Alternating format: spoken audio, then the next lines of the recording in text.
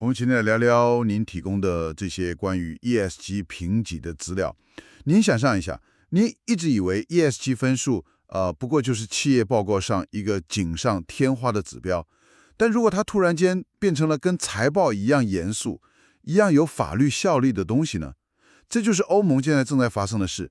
他们最近有2份法规草案正在掀起一场监管暴风。我们今天就是要来帮您搞懂这场暴风的核心是什么，又为什么您在台湾也该关注？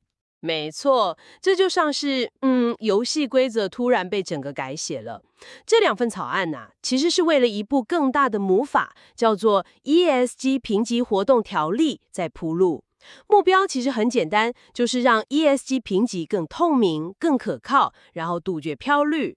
而这2份草案就揭示了这个新游戏里最重要的2件事：第一，犯规了要怎么罚；第二，那裁判的薪水谁来付？好，那我们就先从罚则开始。我看到资料里提到一个数字，说真的有点吓到我了。你是说那个全球年净营业额的10%吧？对，那个完全不是在开玩笑。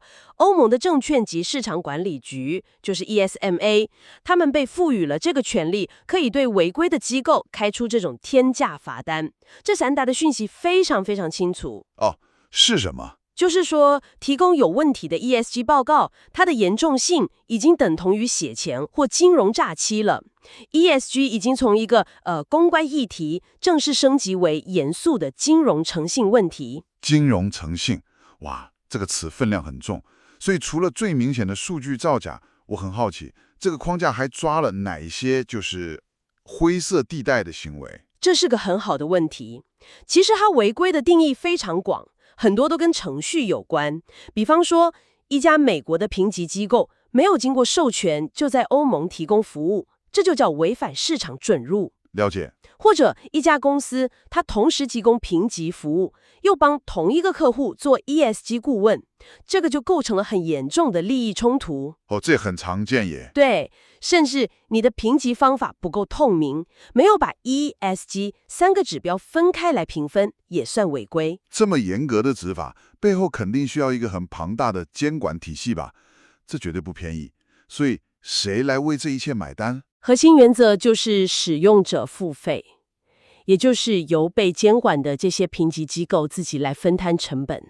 在欧盟境内的机构，光是那个基本的授权费就是4万欧元起跳。4万欧元？对，但更有趣的是，对欧盟以外的机构，他们的收费制度完全是风险导向的。我喜欢把它比喻成入境。入境？没错，如果你们国家的监管标准被欧盟认可为等效，那就像你拿着免签护照，注册费只要1万欧元，比较低。但如果不符资格，你就得走认可这条路。认可？那是什么？那就等于是你花钱请一位欧盟在地的保镖，全程监督你，费用自然就高得多咯。那个认可费就要4万欧元。哇，这个在地保镖的比喻很有意思。听起来，欧盟不只是在收费，更像是在强势输出自己的监管标准。可是这样又严格又花钱的规定，不就等于把整个市场都让给那些资金雄厚的传统评级巨头吗？一家新创公司要怎么玩下去？对，你问到重点了，这就是整个设计最聪明的地方。欧盟显然也想到了这一点，所以他们为小型的和初创的机构开了一扇窗。哦，有什么保护条款吗？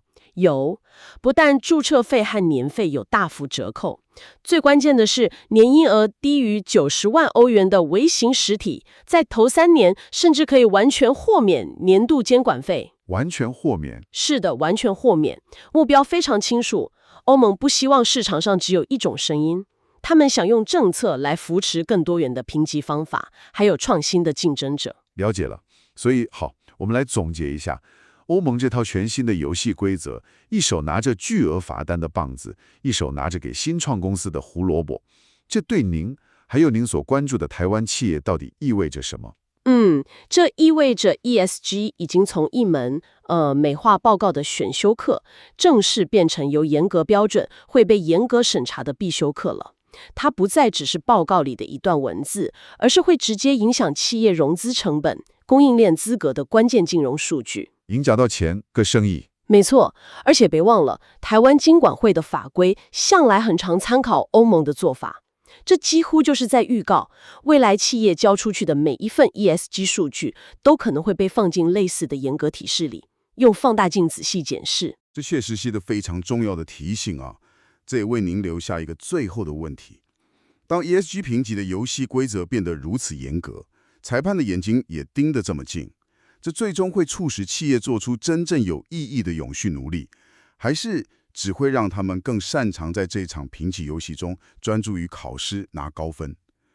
谢谢您的收听。如果喜欢我们的内容，欢迎点赞并订阅我们的频道。若有任何商务合作需求，也欢迎与我们联系。